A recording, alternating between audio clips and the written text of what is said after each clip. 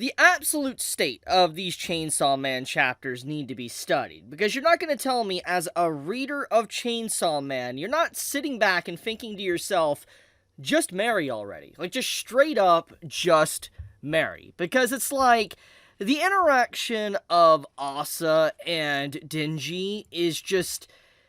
At first, when I first saw them together, when the manga introduced the two characters to actually finally meet, I didn't know it was going to work, because typically when it comes to Fujimoto-sensei, when he writes Chainsaw Man, anytime there is a character that gets close to Denji, typically it doesn't work out. They try to kill him. I mean, let's just think about any relationship that he's kind of been in at this point. It pretty much always ends up to where they're trying to kill him in some way and manipulate him. And obviously, Asa, at the first part, when she was introduced to him, she was trying to manipulate him to a degree. And even right now, there is some form of manipulation going on, but not to the same level that we've always seen it. And in a way, it's very different than what Chainsaw Man has always presented within its story. And that is the fact that, for one, the people that manipulate Denji always want what's best for them, not what is for Denji. And in this case, what Asa is trying to do here,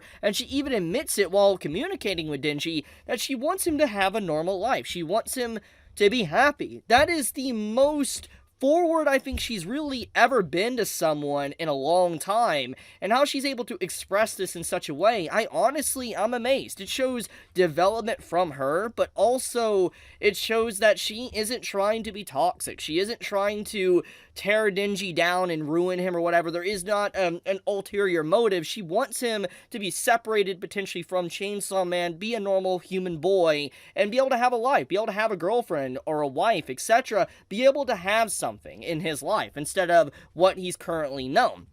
And everything about this is very interesting, and I can't help but just sit back and think, at this point, Fujimoto-sensei, you're playing with us. Just have them get together. But, as I, stated early on, typically, these type of things don't work out. And in a lot of ways, when things do look like they're working out, Rize is a good example, the character ends up dying.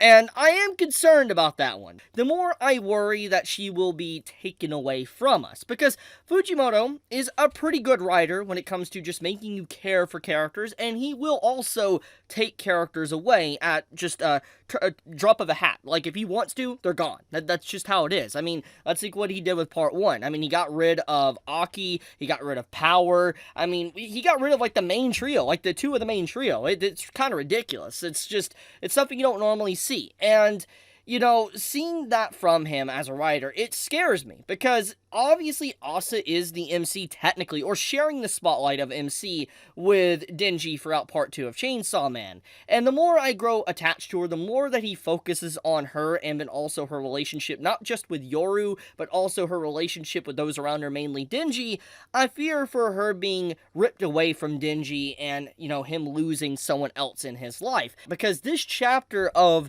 Chainsaw Man basically has us remembering all the bad stuff that has happened to Denji. Like, he even talks about how he can never go back to being normal. And it's a very heartbreaking thing here. Like, he looks at just the people that is within the train with him. He looks at the background, the devastation of the buildings and the skyline. And, he pretty much tells her, like, I can't go back. It's not possible for me to return to being normal, because I can't. It's not possible. This is my new normal. And let's dive a little bit, deeper into that. Like, we know Denji's origin was dark and depressing. I've talked about this in length, and I think anyone that is over 160 chapters deep into Chainsaw Man is aware of this. But it is something that does need to be reanalyzed again and brought up because of what this chapter presents to us. And that is, Denji's life was just absolute dog crap at the beginning. Like, he had nothing. He literally had to eat toilet paper just to be able to, get rid of his hunger. He was someone that, was doing odd jobs for pretty much the Yakuza. He was not living a good life. We saw how, he would just eat random things just to be able to survive. And at first glance, when the story began, it writes it off kind of like a comedic fashion. It looks like a comedy. But when you really sit back and you look at what Denji's life was, it is depressing. Like, it is just not something you would want. Like, you don't want to be in Denji's shoes. You don't want to live Denji's life. He is legitimately someone that was just abused from a very early age and didn't really have anything whatsoever. And then finding out about what happened with his dad and his family and stuff later on, it makes sense why he is the way he is. And his connection with Puchita and then wanting to have a normal life, it's very ingrained within him, because just as how we as humans eventually try to seek out a new goal or something, we want more. It is just the typical craving of a human being, is that when you finally get the taste of something, you want it again, and then you want even more. And that's the case here with Denji, and why it relates with the whole toilet paper is that now that he has eaten actual food, he's eaten, like, let's just say PB&J sandwich, or he's had beans, whatever, he can never go back to wanting to eat toilet paper. It would absolutely destroy him, because he realizes just how low on the totem pole, or just how low he was in life at that moment, and he doesn't want to go back to that said lifestyle. And so as he continued to experience more and more in his life, experiencing friendship, family, being able to communicate with someone, going to school, having a little sister, having pets, being able to take care of people, being Chainsaw Man, this became his normal. It was his normal. And as he continuously goes through life, he's going to continue evolving, changing, and going through many different shifts on what perspective is of normal itself.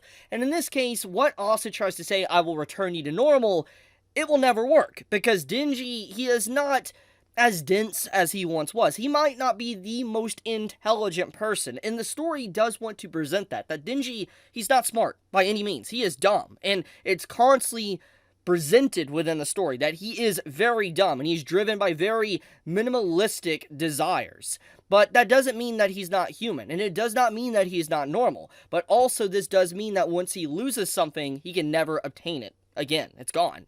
And that's what's happening here. Now that he's lost his home, he's lost basically his family once again. Nayuta is missing in the wind, probably dead. All the pets and animals that he had to is now gone and burnt to a crisp, and very sad at that. It's just legit, he can't get that back. So even if Asa is successful and she rips like Puchita's heart from Denji and Denji becomes a normal human once again, that's not going to make him happy. In fact, it will limit his options of being able to fight for what he wants and what he wants to obtain in his life. So it's a very difficult thing that he is facing right now, and I really just like Asa's interaction with him, because it seems like, at first she wants to take down Chainsaw Man, because obviously that's ingrained with her thanks to Yoru, but she now is getting these feelings towards him, which leads into kind of Yoru's power in general with War Devil. As we know, the stronger attachment you have to something, the stronger the weapon will become. I am curious on how that's going to be done, since technically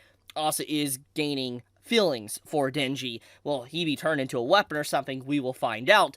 But all I'm saying is that at this point in time within the story, the interaction between these two characters is something else. And Fujimoto is really good at just character development and interactions with these little scenes here and there, because obviously people will be quick to look at a scene like this panel from the chapter where Katana Devil's like, nothing cheers up a man more than, basically boning someone.